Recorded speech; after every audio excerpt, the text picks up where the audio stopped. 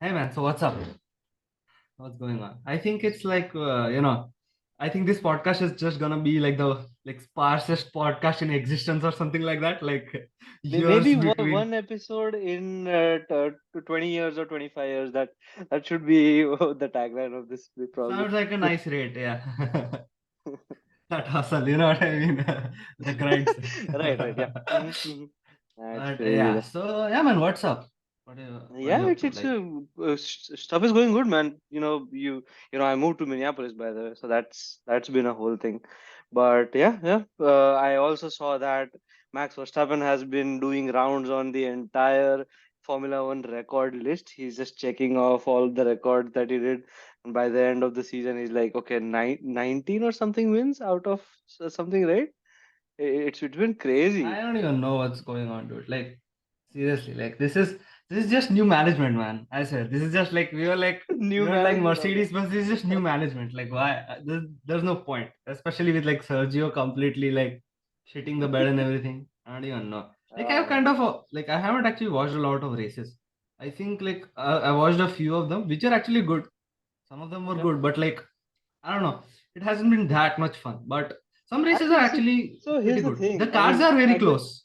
here's the thing. First off, by the way, before we move on, there's this uh, YouTube channel called Rocket Powered Mohawk, and he calls Mercedes the Empire. And so that Right. when you said this new management, that's what I think it's coming towards that the Red Bull is the new empire now, and like they're just going and doing a lot of things. And I mean, I discussed this with you earlier as well, but the whole idea behind how the new regulations really support Red Bull because of who Adrian Newey really is, and he's really the mastermind behind the whole Red Bull That guy, operations, though, right? seriously. Not just Yeah. not just Helmut Marko and Christian Horner. If they are the one third each, then the next one third would definitely be Adrian Newey, and I think that's why Red Bull is doing as well as it is. And Yeah, I mean, yeah, for I sure. mean, That's like, and you also have people. read his book, right? Yeah, So, exactly. like, So there's a book called How to Build a Car, and it's literally his entire journey through from Williams when they were winning to McLaren when they were winning to Red Bull when they were winning. And I mean, yeah. of course, he's done other teams before. He's done Formula Two and IndyCar before he came to Formula One.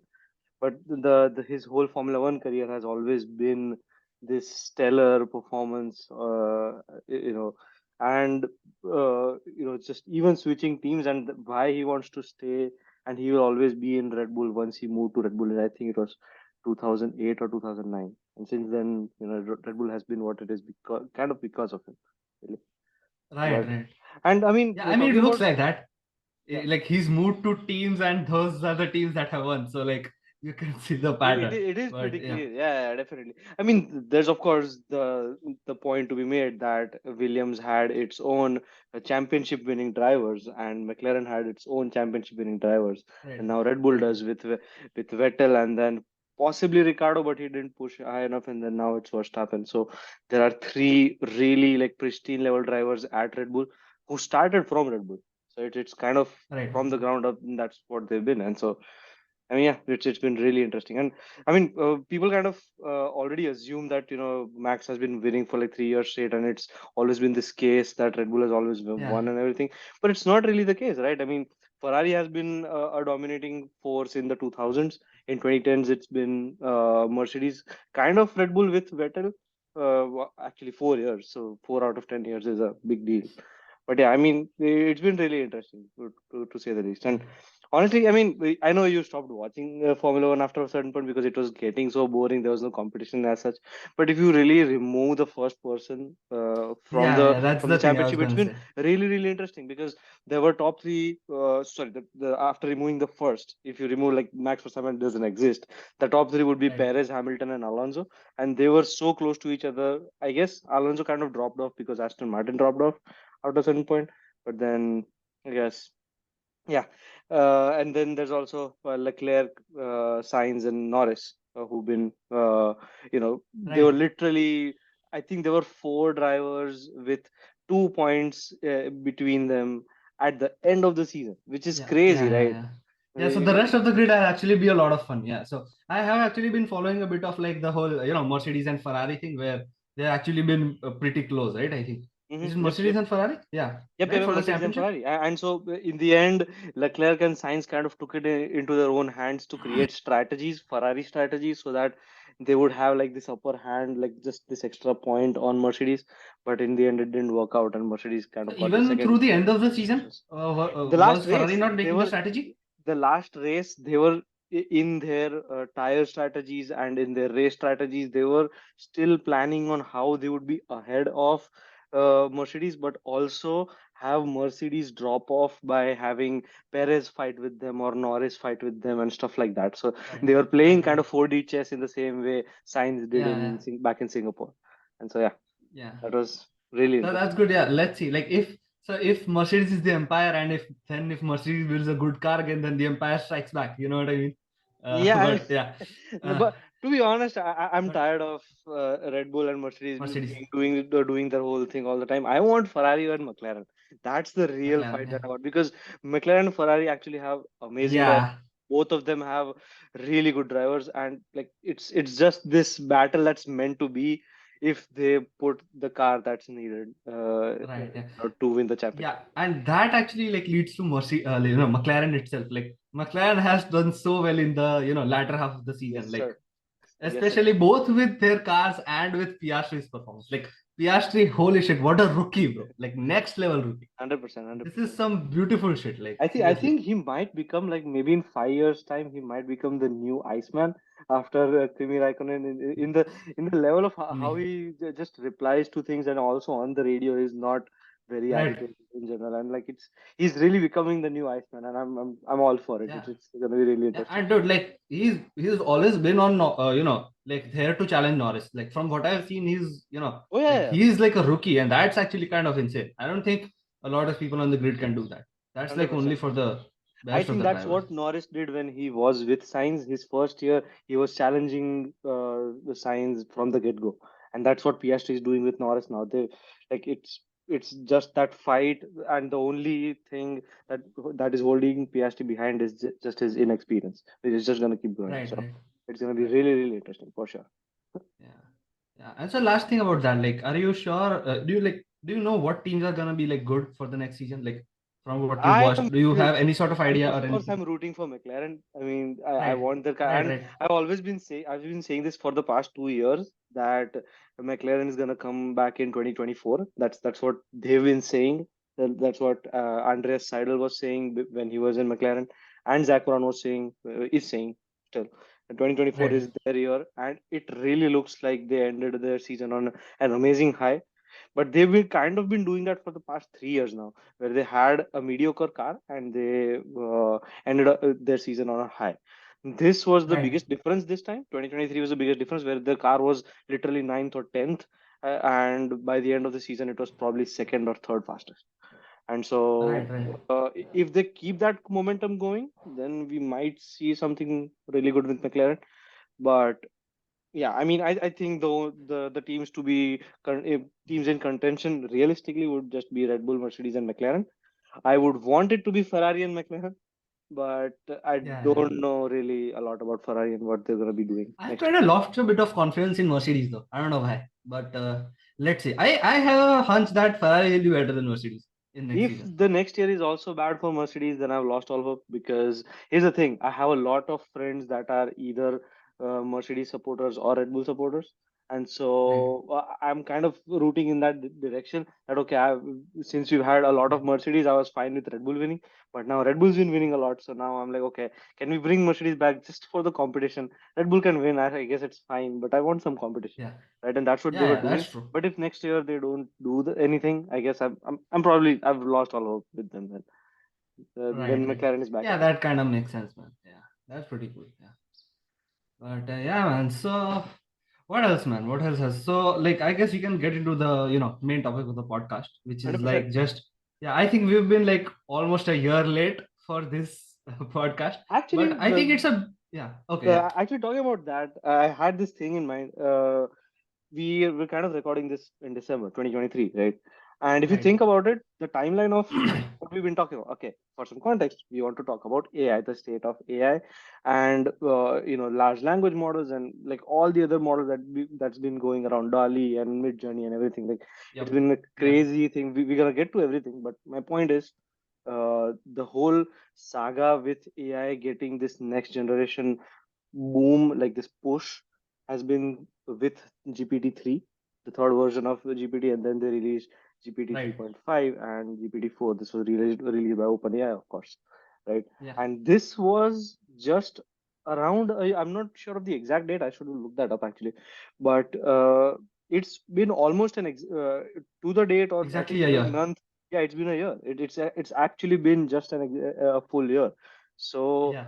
I mean, trying to think about that and trying to think how it's already changed so much in our world, where you know, like all for all sorts of solutions, you can just go on to ChatGPT and just type something that you want, and you'll get at least some kind of an answer from it, as if there's a human, or at least there's some kind of an entity looking up answers and feeding them to you, which seems very Yeah. strange from the perspective of training an AI, because Yeah. at the Yeah. real basics, a neural network and AI really just looks at examples, past examples of what things should be. And for this particular language model, it would be text, right? It would be text from the Right. internet, text from books, or Yeah. whatever. And Yeah. that's how you would train a language model. And the Exactly. models are so good that they've not just learned how words and sentences and paragraphs work, but how actual topics work, which is very, very interesting, Exactly. right? That they've been into the whole concept of picking up what do you call it, just any domains of law, or domains of programming and coding, or domains of Like just problem solving everything. in general, like all sorts Yeah. of things it's been able to do, and it's really, really interesting. Yeah, and so I think it's I don't know how extremely qualified we are, like, but we are definitely more qualified than the absolute general populace because we are working in machine learning and so on. Yeah. So we have Hmm. like some idea. So I think we can contribute, some of our knowledge towards that. But like, so the main thing is that like the boom of OpenAI, of course, came Sure. with ChatGPT 3, right? And that whole idea, like, I think they like for the people that are actually already into the machine learning landscape, especially with deep learning models and so on, I think people did have an idea, okay, this is something fundamentally different. And it had been coming since 2013, 2014, with Hmm. all these convolutional models and so on, by uh, by Google and so on. Yeah, yeah, So I sure. think from that very starting point, like a lot of people started seeing, okay, this idea of deep learning, specifically this idea of gradient descent and so on, really does create this sort of an extremely powerful model which allows us to do things that we don't have to write hard coded programs for. Like it's basically a more generalizable sort of solution, and Yeah, it it's works for kind a of what. lot of different cases.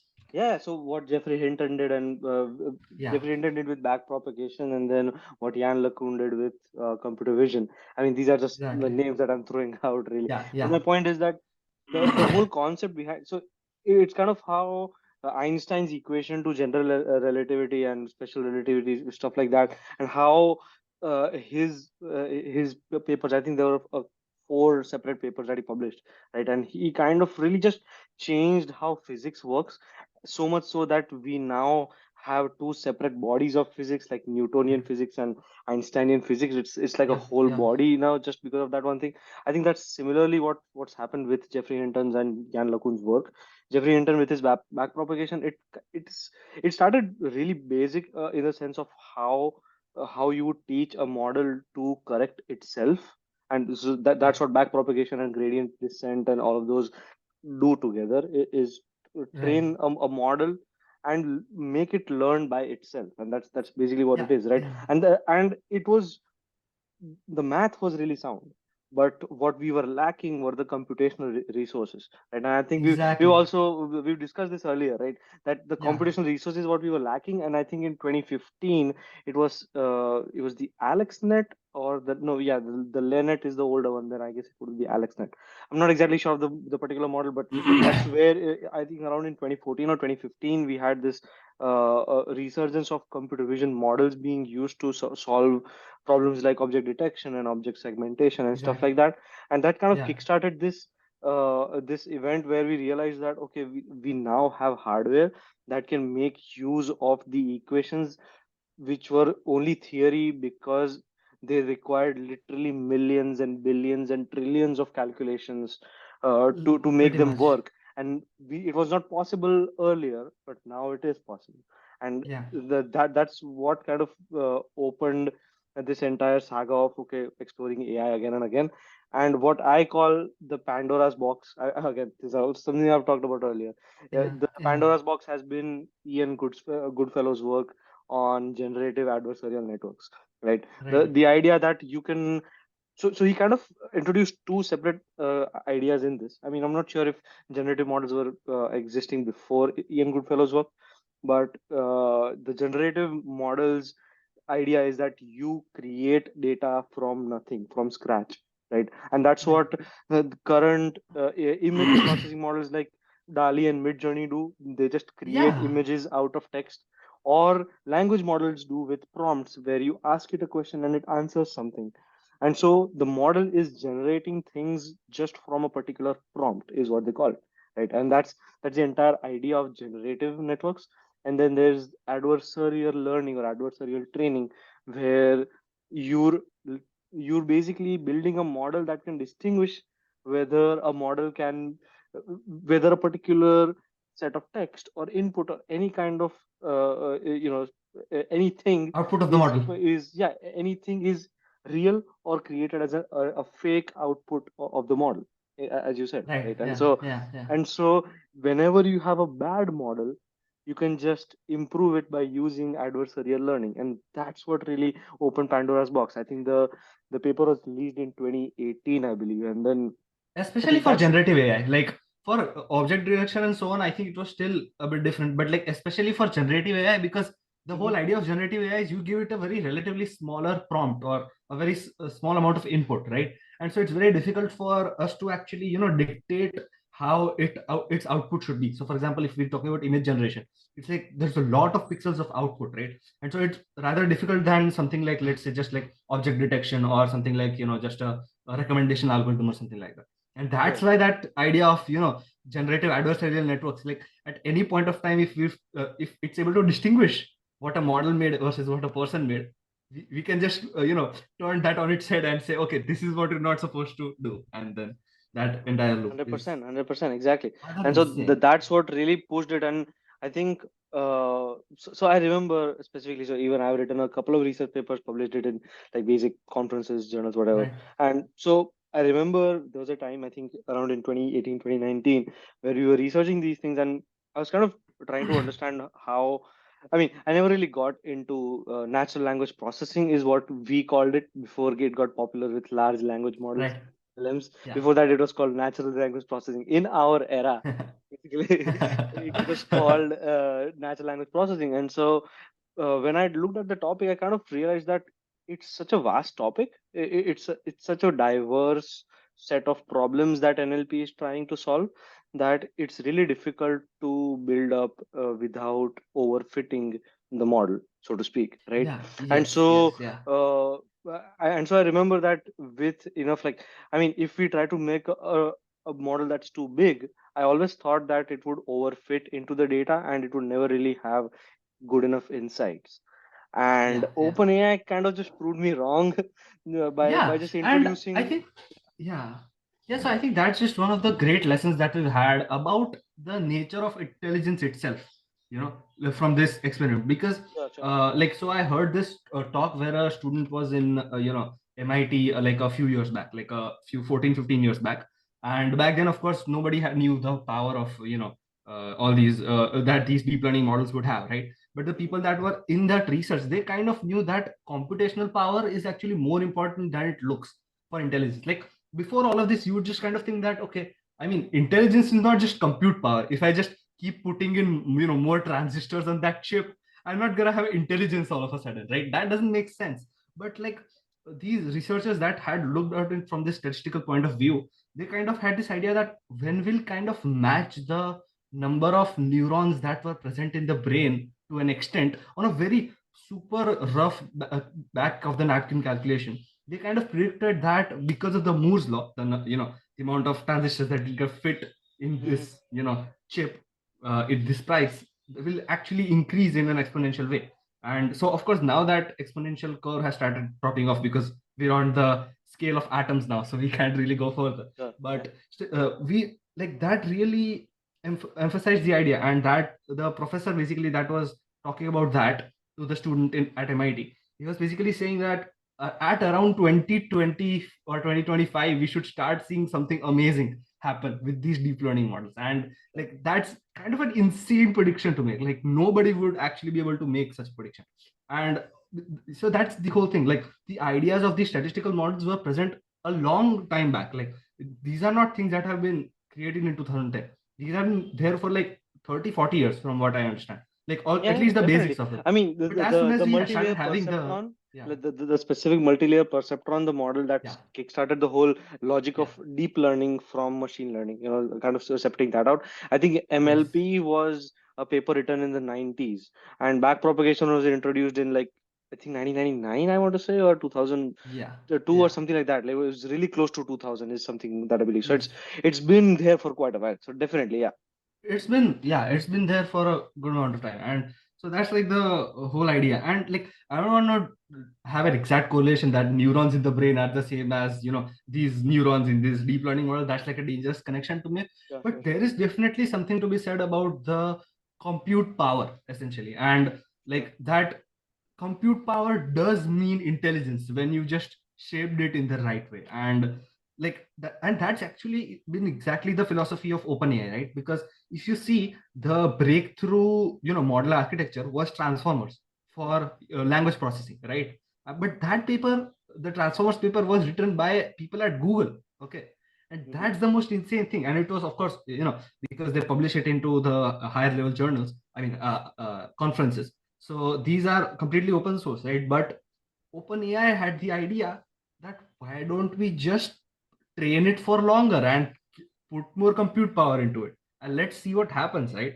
And they, from my understanding, they haven't done anything specifically more interesting. They had, of course, their own architecture, which is like an interesting video by uh, uh, uh, I forgot the name. Who is this guy? But The basically, at two-minute paper. OpenAI, no, no, no. There is this guy at OpenAI. He's basically made a video about how ChatGPT works with the Oh, right. Okay, okay. Got you. with the I- whole Is model a training. quick question. Is the GPT architecture proprietary? Is it Andre Karpathy, by closed the way. sourced? It Oh, was Andre Andre Karpathy. Kapati. I just Yeah, yeah. forgot. Yeah, Mm-hmm. yeah, yeah, Sure, yeah. sure, sure. So my question is GPT network architecture, is that proprietary? Is it closed sourced, or is it open to the public? Like, have they disclosed what the No, actual architecture is? yeah.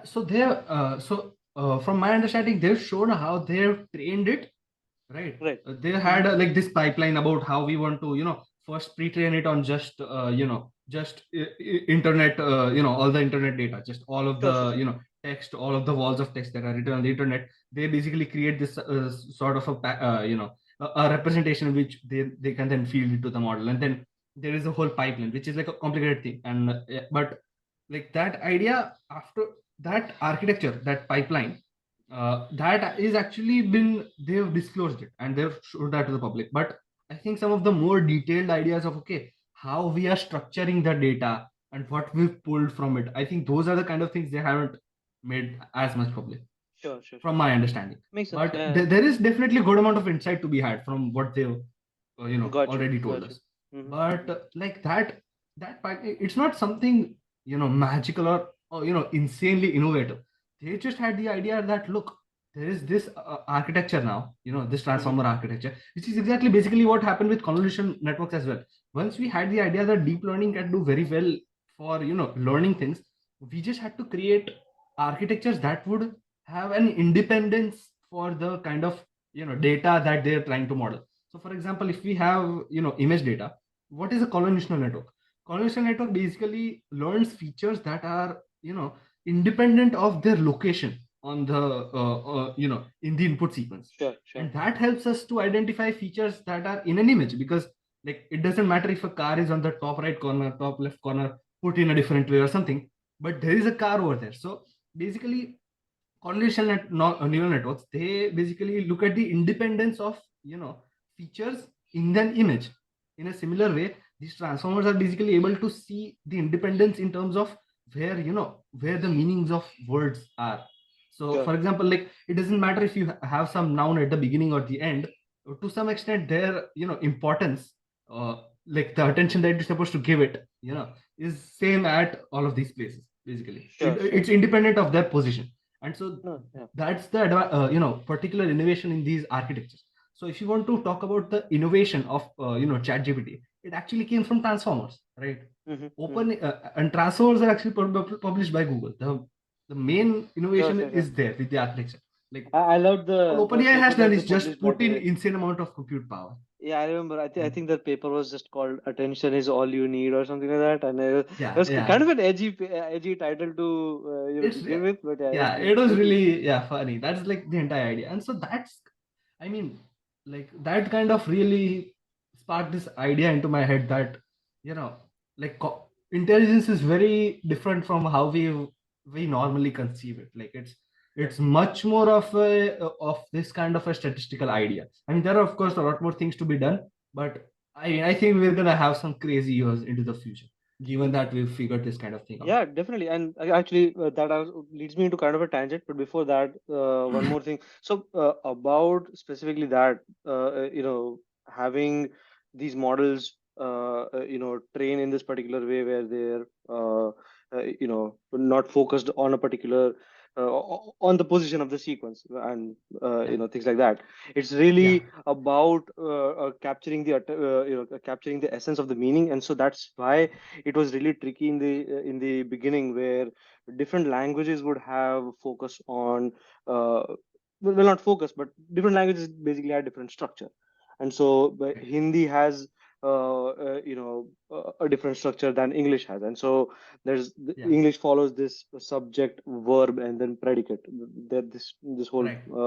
Yes, structure. And yes, so the ability for the model to extract that structure out and use it, kind of create this hidden representation, so to speak. Would just be a representation that the model itself learns, that we don't understand, but yeah, it's something just statistically created by the model itself, and it learns that. Because of that, that particular reason, the large language models would do really well, because there were two things that were really thrown at large language models, and like specifically at GPT, and then other models that followed it.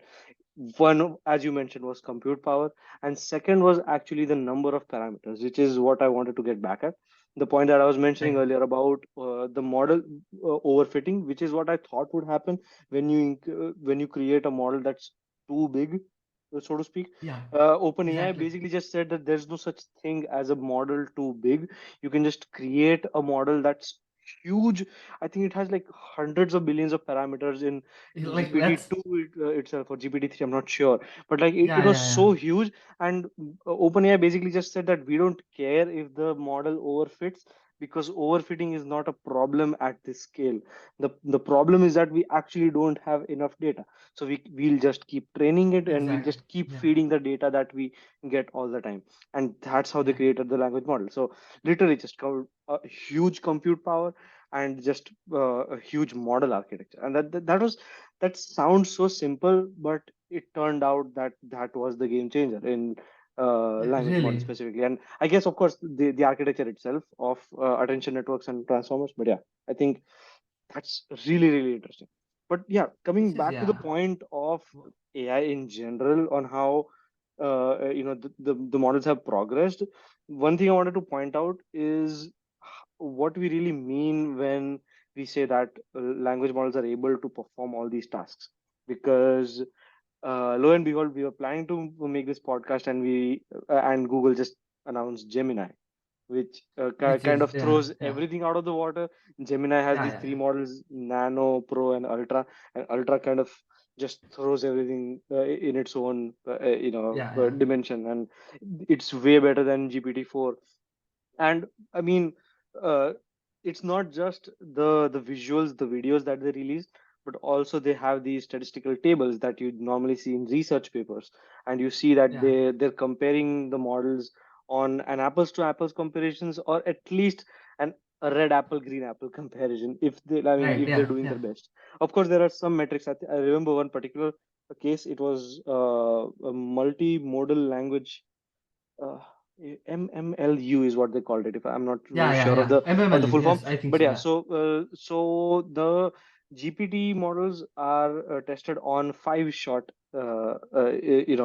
testing, which is basically they're trying to test the model 5 different times with 5 different prompts, and they're picking out the best answer, which is Right. much Yes. more difficult to do uh, than what Gemini's tests did. They call it, I think it was something 32, which is basically Right. 32 intermediate steps. So it's not 5 0 shot steps, but 32 sequential steps. Yeah. And so So it that's a becomes different kind easier of for, metric. yeah, so it that is the most apples to oranges comparison, where it's not really exactly the same at all, and it could be much worse actually.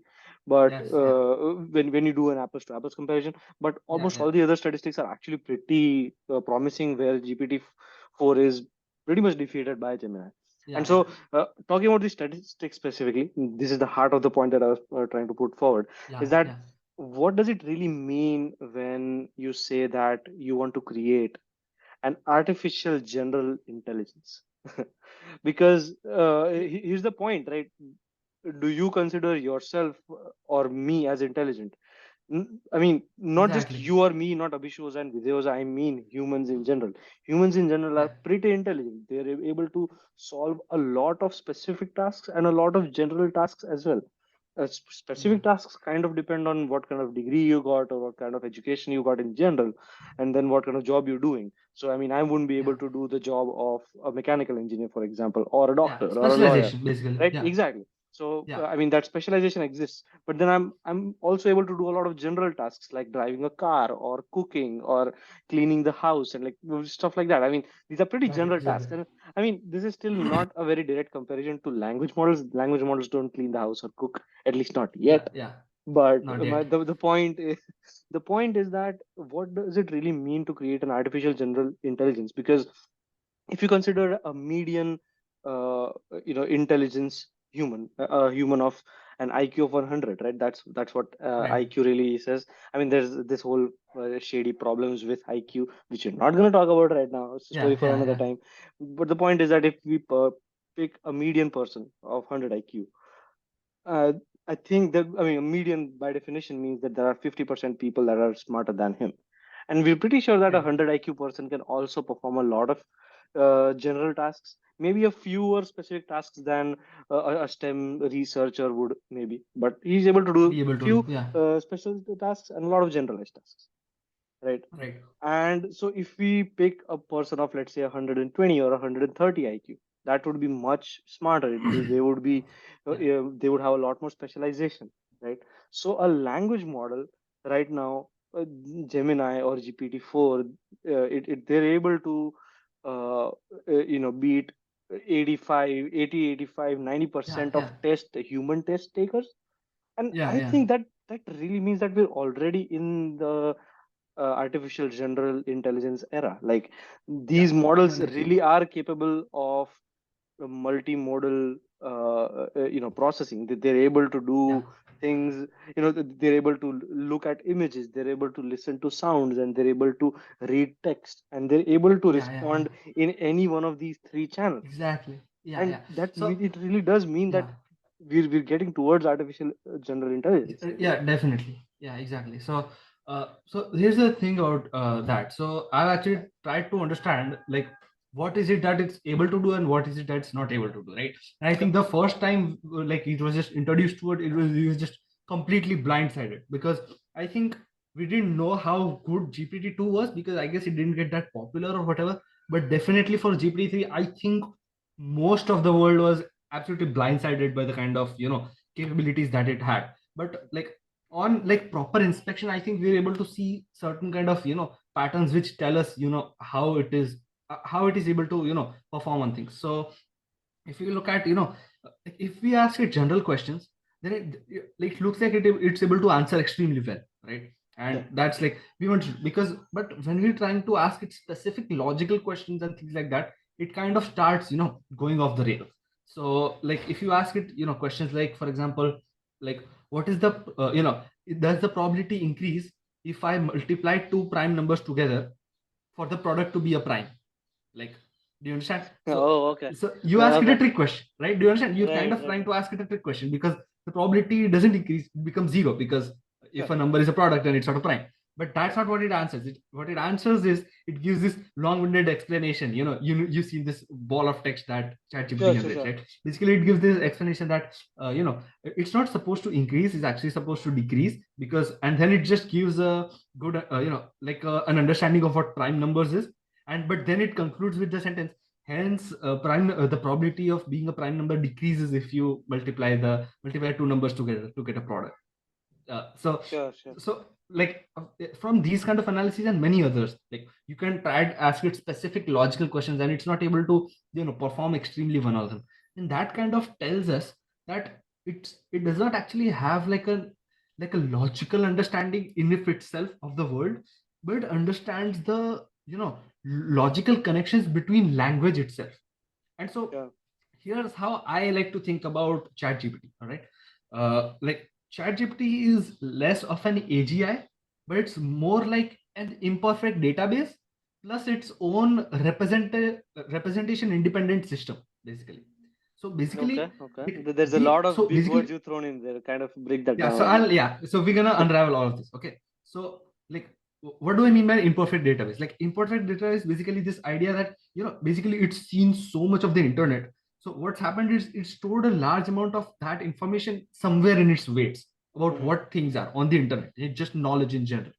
Sure. And then basically what it's actually learned, I would say what it's learned is actually like language itself and like representation. So it does, like let's say you ask something to ChatGPT Mm-hmm. and then you ask it in, let's say, sort of a different way, or let's say in a different language, or Mm-hmm. let's say through code, or if you're giving it an image and trying to ask it with that image, it doesn't matter. Like ChatGPT understands that, so it's representation independent, basically. So it's Sure, what is sure. so what I think it's doing is, to a good way of thinking about it is, it, no matter what representation you throw at it, Mm-hmm. no language, whatever language, whatever, right? But it understands what you're trying to say, but then it doesn't understand the meaning of those things itself. And so basically it queries it with all of this information, this whole database that it's gathered about Sure. information on the internet. It queries it, gets an answer that sounds plausible to it, and then it basically converts it back to the representation system that you asked it in, basically. Or I think a Right. better word is just language rather than representation system. Represent, yeah. Yeah, Yeah. yeah, but the point of using that word is because it doesn't matter if it's a language or not. Basically it's independent of that idea. It- Sure, all sure, it sure. needs is some sort of input that makes sense for conversation. Nothing else really actually matters. Like it just, Sure. even images work, is the Actually, whole that's idea. actually a good point because that's what neural networks do in general. Is they create this, you know, this. In the language of autoencoder neural networks, they call it a Yeah, yeah, bottleneck. So they kind of create this bottleneck representation, which is not in the space of the original data that was given. yes, It was given it. So language yes, models technically should learn the logic behind language, basically the not the logic, not the actual logic that we exactly. created behind language, but the logic that it understands from language, and it creates its Yeah, own hidden yeah, representation. And so that representation might be different from what we know language really is. And so it's kind of like an 80% overlap, where like and there yeah, might be something like some an things may overlap. be Yeah, different, exactly. Yeah, but it's kind of yeah. similar. Yeah, yeah, and so I think the real, like technical capability of ChatGPT actually lies in understanding all of these languages. It's just able to understand language much better than any other kind of model that we've seen previously. But the question over here is, how much of the knowledge about the real world is actually encoded in our language? Because like grammar and all of those things aside, the way that we use our nouns, you know, are a footprint of the knowledge that exists in the world. The And word. so basically the idea is it's trying to understand, basically think of a baby that's trying to understand the world completely through just text and braille, right? And Sure, that's sure, all sure. that it has to go with. And Mm-hmm. from that, whatever it's able to understand, that's kind of how ChatGPT by itself was actually, trained, Sure, because it sure, was sure. trained on text, right? Mm-hmm. And so Mm-hmm. I think, so I don't think it actually understands the world enough itself right now. But like, what however much it understands about the world, it is able to do that through language. And the real question to now ask is, how much of our knowledge of the world is actually just encoded in our language right now? And that's the real question that underlies. But yeah, like, I feel like these kind of things are gonna get more and more blurrier, this line about, knowledge about the world versus knowledge about representation, because of course models like Gemini, like, now they're making this absolutely, like, representation independent even more, because they just completely made this multimodal model, Yeah. because it's just like, I'm pretty sure most of the people will have seen the demo, but basically it's just able to completely grab the context from what it's doing from the, Sure, sure, sure. video feed that you're given. And that's Mhm. kind of like insane, and that Actually, line will about get that, blurrier. nice thing that you brought it up. I'm gonna put a link of a video that I watched recently down in the description of this podcast itself. But there's this uh, notion that Gemini just kind of looks at the images and or the video, and it just picks it up and starts understanding, but just throws out text on what it thinks Right. the video is doing, so to speak. But that's not actually what's happening. There's a lot of text prompt that goes into Gemini Into along it. the Yeah, okay, yeah, I think I have heard that though. I think yeah, I had a so look at it. it's not just the images or the sequence of images. There's also a text prompt that goes with it to kind of give a bit of context. So, for example, there was this demo about rock paper scissors where he was just doing rock and then paper and then scissors, and like he just kept switching between those hand gestures, and the Gemini model kind of just throws it out. Oh, I know what you're doing. It's rock paper scissors. But actually, in the background, there's also a text prompt saying, "Can you figure out what this is?" Hint, this is a game. This is the actual text Yeah, prompt that we right, gave there. right, right, And right, so with right. that, Gemini was able to answer it. And I mean, it's kind of a bit of hand holding. It's not really a lot. I mean, it's still able to do a lot of work. It's pretty Yeah, impressive. yeah. I kind of sound like Hangreen right now, where something is impressive, something is really, really impressive. I'm making it kind of 95% impressive, and I'm trying to show that it's still really, really cool, but it is not as cool. And I sound like a kind of an That's asshole right now, but but no, but I think it that's is. something that you have to do. I mean, you can't just keep saying that, oh, this is just like, you have to try and understand what it's able to do, right? So you need to have, like, by criticizing you, you're not saying it's not amazing, because like clearly it's just doing some insane shit. But we, like, any sort of criticization is our hopeless attempt to sort of understand what it is that it even trying to do in trying to, 100%. answer all these questions. and But and about the representation of language in itself, I remember John Green's quote, that language is an inherently less rich medium than reality. And like this was, he right, just threw it out in one of his random videos, and it was a right, really nice line, right?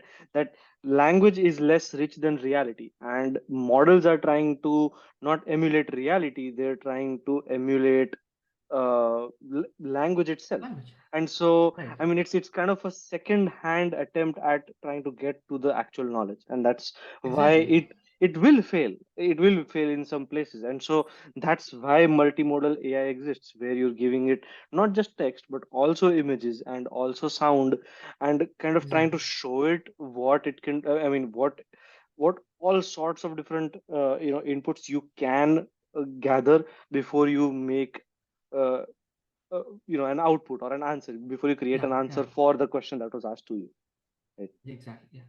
Yeah, and I think like this advantage of trying, like, here are the advantages I think of the model, because since we know that it's not, like a full-fledged intelligence, basically what it's doing is it's understood language very well, like all of the aspects of your, workflow, which demands, things that can take advantage of this language representation. These are the places where ChatGPT will be able to help you the best. So, for example, if you just, if you're trying to understand how something works in depth or something like that, it might not be very helpful for you if you're trying to do research or something. because it has this problem of hallucination, right? Because Yeah. we're trying to model it in a way where it speaks out in a way that makes sense to us, but it's, it's attuned to language, as we said, Mm-hmm. a conversational tone, but it's not able to, have this sort of internal logic within its Sure. own, Sure. worlds of thinking. So how you can take advantages, basically all of the things which require this representation. So anything, for example, that's why GPT is very good at for coding. Basically, when we're trying to do coding, it's basically completely able to understand the representation of any sort of a function or any sort of a, a block of code that you give it, and that's Sure. what you are able to take advantage of very well. So for example, like here's how I use chat gpt almost every time, when I'm trying to write, let's say, if I've just, gathered some citations, like some links or anything, and I want them in a specific format, I do nothing but I just paste those links to it and I say convert this into APA style format or something like that. And that's what it's able to do very well, because it learned what that APA style looks like. It'll gather that information from the internet and it'll just perfectly place it in that way. And so this Sure. structured languages, and like something else, like let's say I want to make a table in latex, right? If I want to make a table in latex, I just give the information and I say I want a good looking latex table with these dimensions and all of this. Then it's just able to write that code in latex perfectly for me to generate that. And so the advantage you that a person can take is when it's, using that representation system of, it doesn't matter Sure. if you Sure. said it in English, it's able to convert that into code, or like latex code, or like anything else, any sort of Sure. citation Sure. structured Sure. language. That's the beauty of the whole thing, Definitely, and I mean representation. The idea of this hidden representation is the heart of what AI really is. That it's trying to understand, things. I mean, whatever kind of input you give it, and that also actually also kind of leads me into another, similar zone of, uh, AI based robotics. I mean, right? I mean, I don't have a lot other examples than Boston Dynamics, because Boston Dynamics Yeah, I is mean, just yeah, quite the leaps and bounds ahead of everyone else. At least I feel so. And yeah, I think Cleo Abram recently made a video about it. But even right, before that, yeah, I mean, we've already known Boston Dynamics to give these amazing robots that do all these complex movements. And so, one particular point that is brought up in her video, actually, I'll link that down below as well.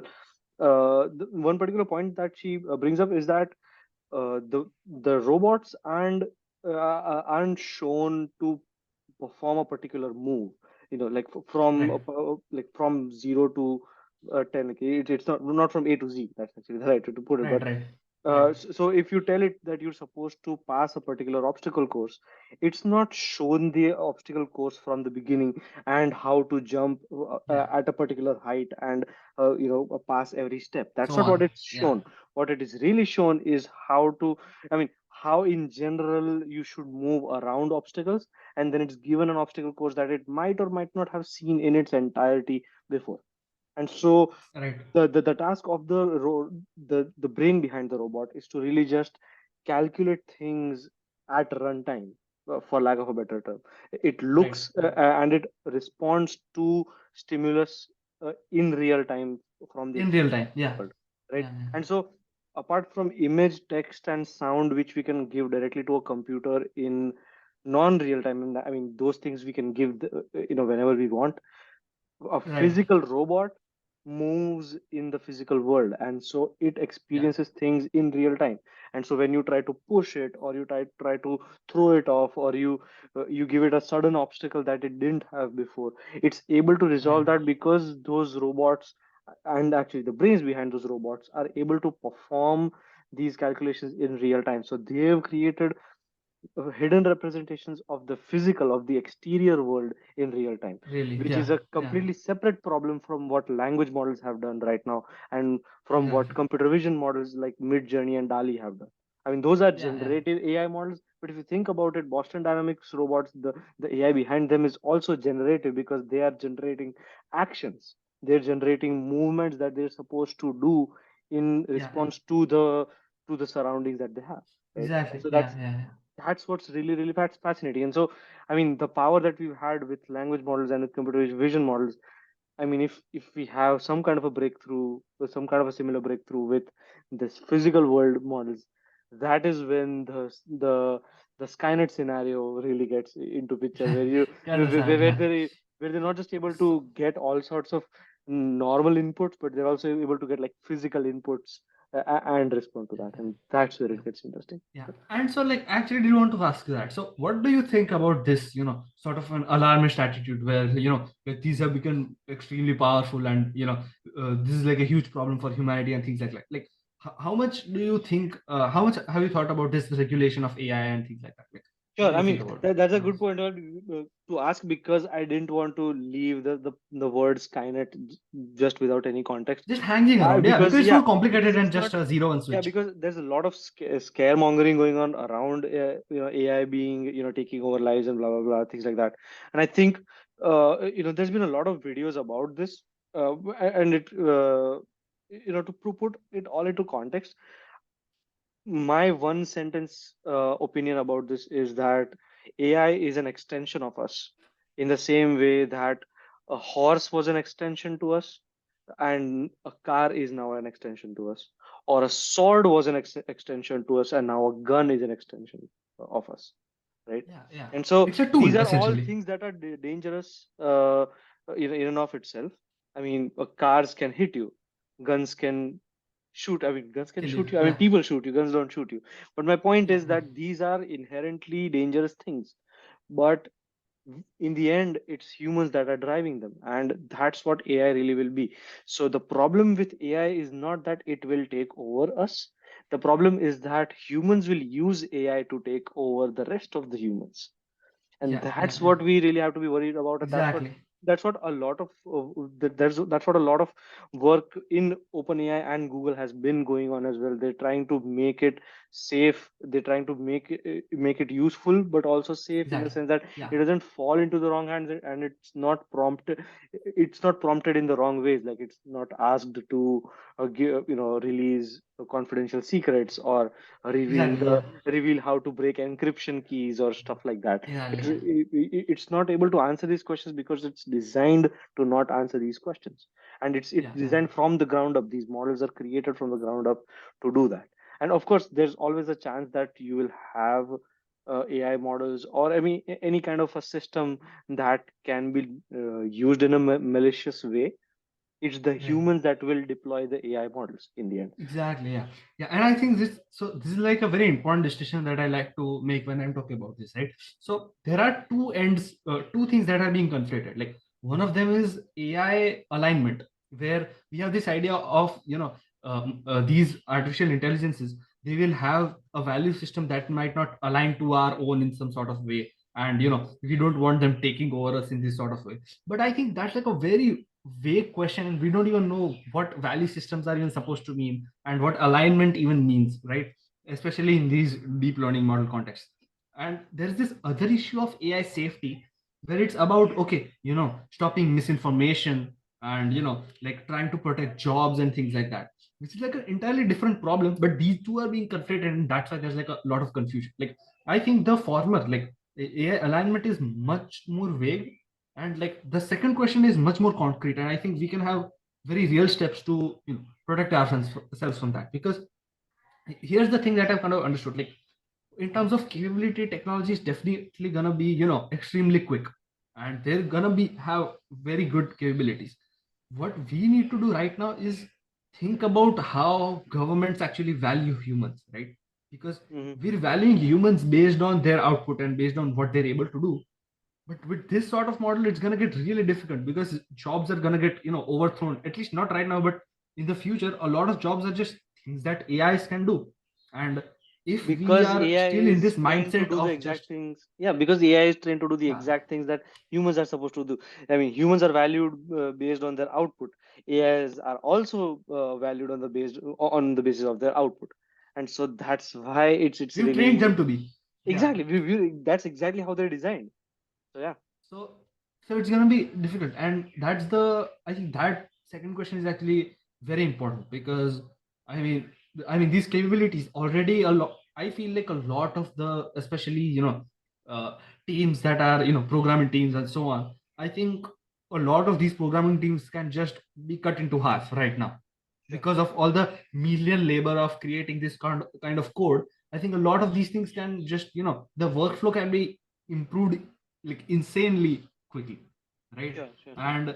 And if you think that this is just going to be limited to software stuff and generation, art, and so on, then I think you're mistaken. I mean, look at Boston Dynamics and look at the things that they're able to do. And so I think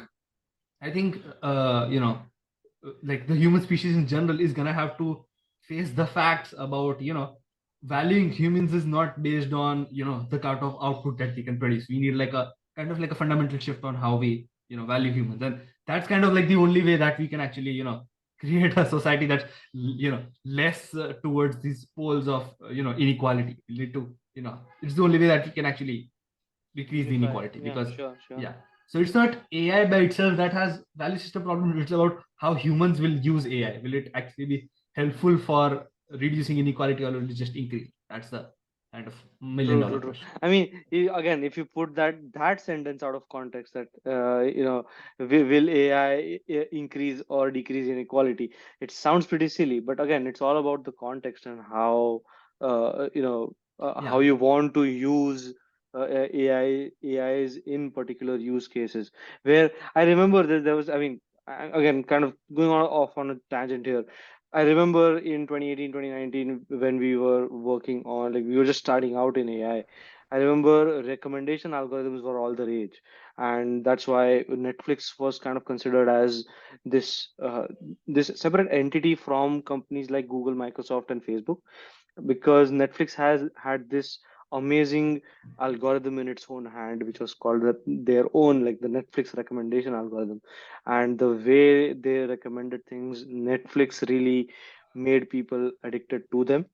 I mean, this yeah, was at the time when Netflix had a lot of content on their yeah, own, yeah, on their own platform, and it didn't get distributed out to like 10 different platforms, which is a story for another video. yeah, yeah. But the point is that, yeah, uh, that was all the rage. I mean, recommendation algorithms were all the rage. And looking at it right now, 4 years later, it seems like recommendation algorithms really, that's the best you could think of. I mean, I language mean, models and generative AI, like there's, I mean, pro alpha fold, and like there's been such crazy models that's been developed that can actually be a real good for the that can world. be a real contribution to the world. Yeah, they can be good to the Exactly. world.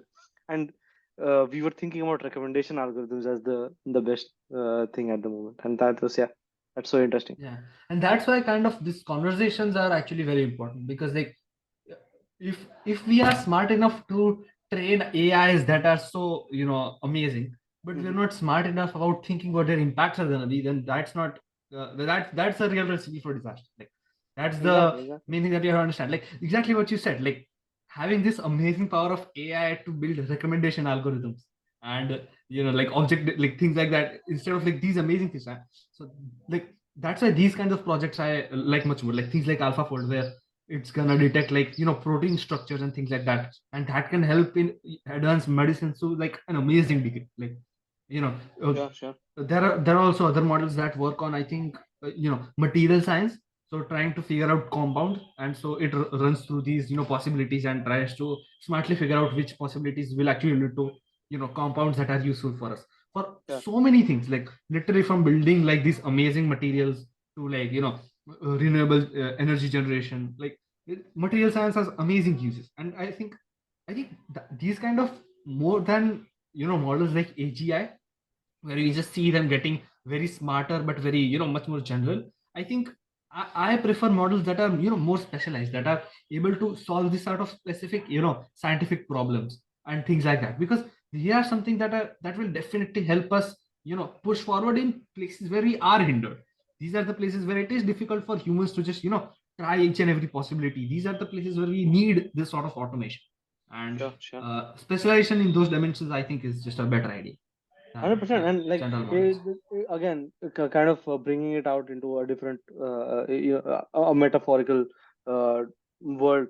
Yeah, Just you don't like, your kitchen doesn't have a single best knife, right? I mean, there yeah, are knives that do different tasks, and one knife cannot be used for the other. And it's kind of the same thing with AI. I mean, you can create artificial general intelligence, and it might be a great tool, but an amazing set of tools would be instead to have 5 specialized AIs, and they can do 5 Yeah. specialized tasks. I mean, of course, we don't want like 10,000 specialized AIs, which kind of defeats the whole purpose. But if we have like a small set of models that can Yeah. really perform these different tasks, and they're able to talk with each other, which is kind of what multimodal AI is starting to do. Yeah. Yeah. I think that's where it's in the its Yeah. nascent Yeah. stage Yeah. right now. It's still building up, but yeah, that's where it's gonna be this amazing tool, which is gonna bring us to this order of magnitude higher than we are at the moment. I mean, I don't want to sound too too rash, but it kind of is the same as what we used to be, what humans or like pre-humans used to be before fire was discovered and after fire was discovered. Again, this is Yeah. too huge of a discovery to cut to Comparison. to, Yeah. to it's not a very good comparison really. I mean, Right. it needs to be watered down, but my point is that it is going to be it's going to be a major step, because we're going to put all of our computational abilities into a different entity, and we need to figure out what we're gonna do if not computation with our own brains. So I mean, that's Yeah. something that we need to think about. Yeah, but I think just in general, like a very insane kind of parallel universe that we're living in right now. I really didn't expect these kind of powers to come up and with these models, especially. I really didn't expect that, and yeah, I think we had some sort of idea, as I just said before, with these deep learning models trying to do very well in like image generation and so on. But I mean, this is on like a completely different level. But yeah, I think that's it. Yeah. It's really, really fascinating for sure. And I mean, I don't even know where we're gonna be in 2025 with this, because the last 2 years has been really, I mean, not just 2 years. I mean, to be honest, just the last year has been pretty crazy on AI, and it's created a lot of changes that now people are starting to wonder where it's gonna end. And I feel this is the inflection point. And as the guy in 2 minute papers says, two papers down the line, let's see what happens. And so Yeah. it's Yeah. literally just that. If we're at this particular level in research, two research papers down the line, how much better is the technology going to be? And I mean, it's just going to be crazy, I feel. Yeah. That's pretty much, yeah. Yeah, man, I think that's it from our side. Yeah. Yeah, that's just pretty fun. Yeah, I mean, getting to talk about a topic, to be honest, which we are Which we have not some an knowledge expert. about, like at least Exactly. to some extent, some sort of an extent, where we can actually, as opposed to things about, like Words. news and things like that, and politics, sports, where we're just pulling shit out of our ass. Like it's Sure. better idea if we're just, talk about things that make a bit more sense coming from us. But yeah. Yeah, man, 100%. that's Yeah. pretty much it. Thank you. Yeah. Yeah. Sounds good. We'll Yeah. talk later. Yeah. Yeah. All right. Bye bye.